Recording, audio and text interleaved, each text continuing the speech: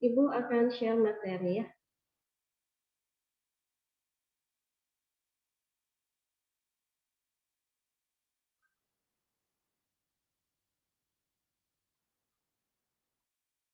Ya, bismillahirrahmanirrahim.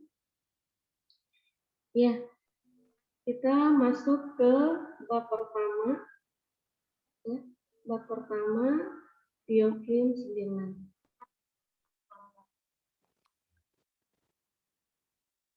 Sudah terlihat ya, Teh? Nah, ini sistem reproduksi pada manusia. Itu ada gambarnya di situ ya, ada gambar bayi dengan selaput ya yang berisi cairan ketuban. Nanti sebelum dia lahir akan pecah dulu, baru bayinya dikeluarkan. Nah, reproduksi. Ada yang bisa jawab nggak? Apa sih pengertian dari reproduksi itu? Enggak, yang mau jawab silahkan. Angkat tangannya. Raise hand boleh. Pernah dengar kan ya, Teh? Reproduksi. Pernah ya? Naina, apa coba Naina? Reproduksi itu apa sih pengertiannya?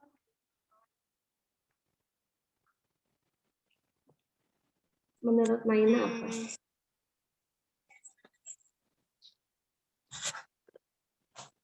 Reproduksi apa coba Naina? Gak apa-apa, bebas, nggak akan disalahin.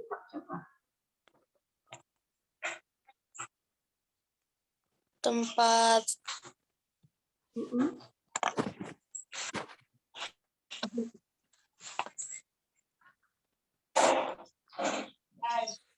nggak tahu, Bu. Iya, nggak apa-apa. Coba Ayu nih, Ayu kayaknya udah tahu nih. Apa nih Ayu?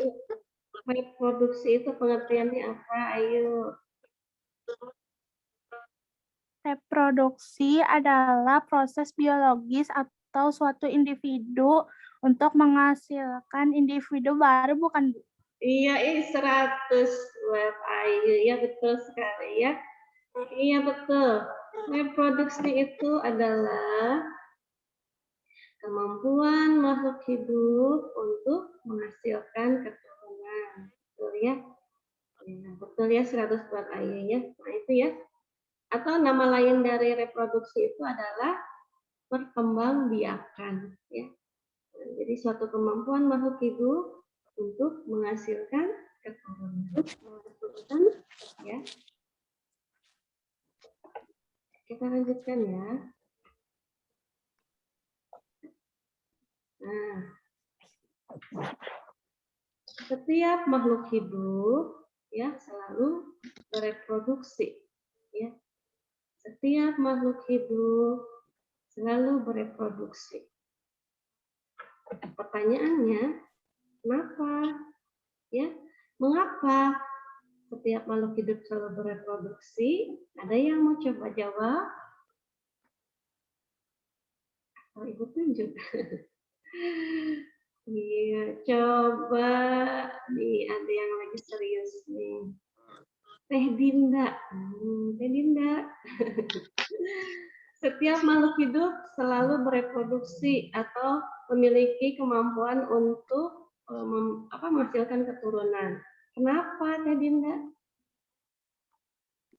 Karena ada organnya. Karena ada organnya, iya betul. Ada jawaban yang lain? Coba Teh Ardel. Kenapa coba? Kita aja manusia nih. Kenapa kita memiliki kemampuan untuk menghasilkan keturunan? Kenapa? Kenapa ayah dan ibu bisa menghasilkan anak-anaknya? Itu kenapa? Tujuannya apa?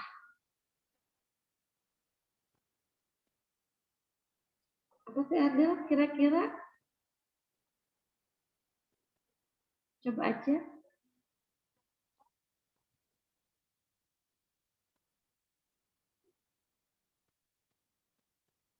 Ada yang mau coba bantu? Bantu Teh Ardea. Ukti, silakan Teh Ukti. Apa coba tujuannya? Kenapa setiap makhluk hidup selalu bereproduksi? Untuk mencegah kepunahan. Iya, tepat sekali ya, betul ya. 100 buat Ukti ya, betul ya. Jadi tujuan makhluk hidup ya bereproduksi itu untuk mempertahankan keberadaan turunannya ya agar tidak punah. Ya. Seperti misalnya buyut kita ya itu memiliki cicit gitu ya banyak itu supaya keturunannya tidak punah. Misalnya ini ya Haji Alfi misalnya ya. Nah itu keturunannya itu banyak agar Haji Alfinya itu silsilahnya itu tidak punah gitu tetap ada. Gitu ya. Makanya biasanya itu dalam satu keluarga biasanya ya lebih dari satu anak ya seperti itu ya supaya ini tujuannya ada turunannya tidak punah ya. Nah ini juga berlaku tidak hanya buat manusia ya, buat tumbuhan, hewan juga sama seperti itu ya. Jadi mereka selalu bereproduksi agar keberadaannya keturunannya tidak punah ya seperti itu ya. Nah kita lanjutkan ya. Nah kita langsung masuk ke reproduksi pada manusia. Nah ini ada ikhwan ya.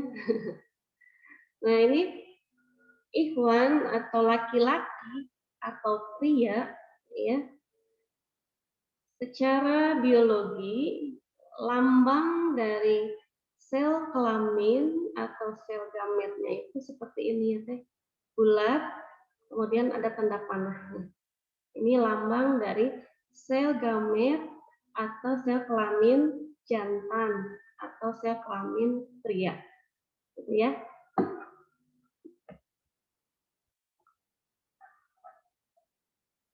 Kemudian, nah ini ada akhwatnya atau perempuan ya atau wanita. Nah, lambang dari sel gamet atau sel kelamin betina atau wanita ini akan seperti ini ya.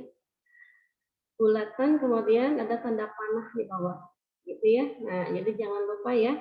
Kalau misalnya kalian lihat tanda-tanda ini, berarti yang sebelah kiri itu laki-laki, yang sebelah kanan itu perempuan.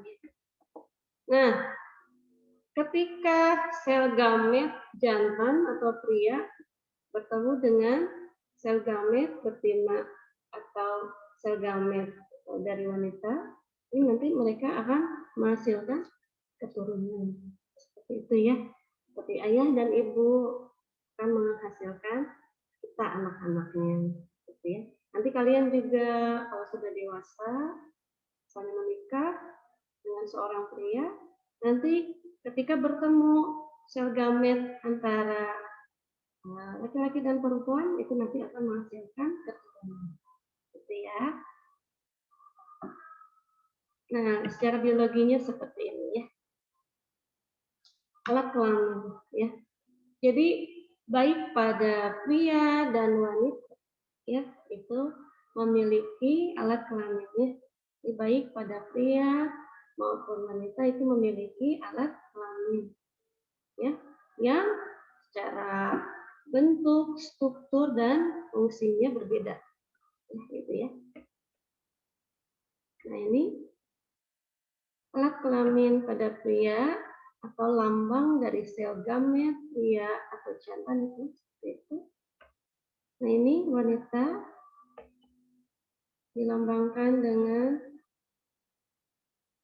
bulatan dengan tanda tambah ya di bawahnya itu sel lambang dari sel gamet wanita atau betinanya. Nah, pria ini memiliki alat kelamin yang disebut testis ya alat kelamin. Jadi salah satu dari alat kelamin atau organ kelamin yang dimiliki oleh pria itu adalah testis. Kemudian kalau pada wanita ini salah satu organ kelamin ya atau alat kelamin pada wanita itu namanya adalah ovarium. Nah, testis dan ovarium inilah yang masing-masing menghasilkan sel gamet atau sel kelamin ya. Ya. Nah, testisnya itu menghasilkan sel sperma ya. Kalian pasti pernah sering dengar ya. Kemudian si ovariumnya itu menghasilkan namanya sel ovum atau sel telur. Ya. Ya. Jadi pada pria terdapat organ kelamin atau alat kelamin yang bernama testis. Testisnya itu nanti akan menghasilkan sel gamet atau sel kelamin namanya sel sperma. Sedangkan pada wanita terdapat organ reproduksi atau alat kelamin atau organ kelamin yang bernama ovarium yang nanti akan menghasilkan sel gamet betina atau sel gamet pada perempuan yang bernama sel telur. Itu ya. Nah, nanti ini kalau misalnya terjadi pertemuan antara keduanya, ya, sel sperma bertemu dengan sel telur, ini nanti akan menghasilkan yang namanya zigot. Ya. Nah, zigot inilah yang nanti akan cikal bakal dari anak-anak dua orang manusia ini ya, yang berjenis pria dan wanita. Ya, ini cikal bakal si zigot itu cikal bakal dari keturunan. Ya. Sampai sini ada pertanyaan tidak, Teteh? Bisa diikuti? Ibu, Ya, boleh. kalau wanita bisa menghasilkan sel sperma nggak? Kalau dipikir-pikir. Tidak, sayang. Ya, jadi kalau sperma itu adalah sel gamet pada pria saja, namanya sel sperma. Ya, kalau pada wanita itu namanya sel gametnya namanya sel telur. Ya, jadi ini yang membedakan antara pria dan wanita. Ya, pria hanya menghasilkan sperma, sel sperma, dan wanita hanya menghasilkan sel telur. Itu ya. Ada lagi? Ini masih awal-awal ya. Kita belum masuk ke organ masing-masing dari pria dan wanita. Ini masih awalnya aja. Ada lagi yang mau bertanya? Sampai sini. Gampang ya? Gampang. Gampang ya, Ukti ya?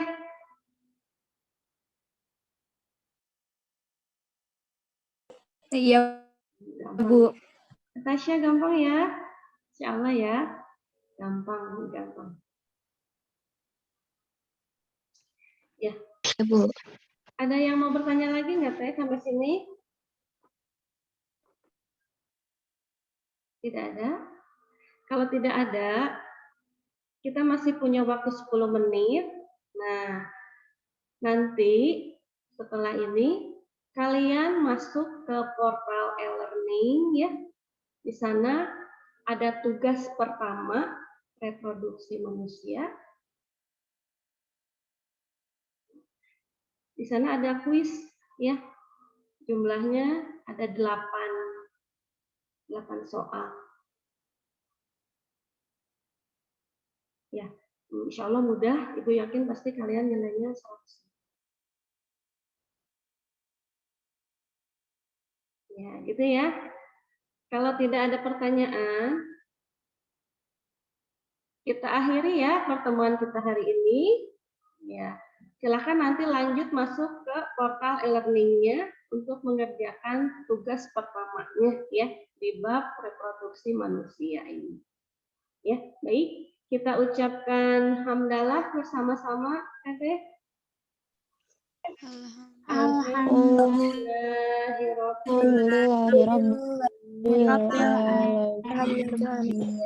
Iya.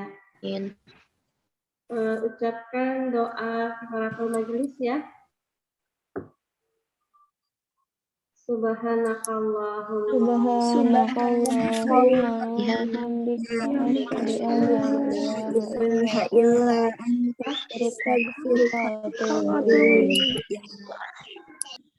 Ya, Assalamualaikum warahmatullahi wabarakatuh. Terima kasih Soleha. Waalaikumsalam warahmatullahi wabarakatuh. Makasih, Bu. Makasih, Bu. Makasih, Bu. Makasih, Bu. Assalamualaikum. Waalaikumsalam.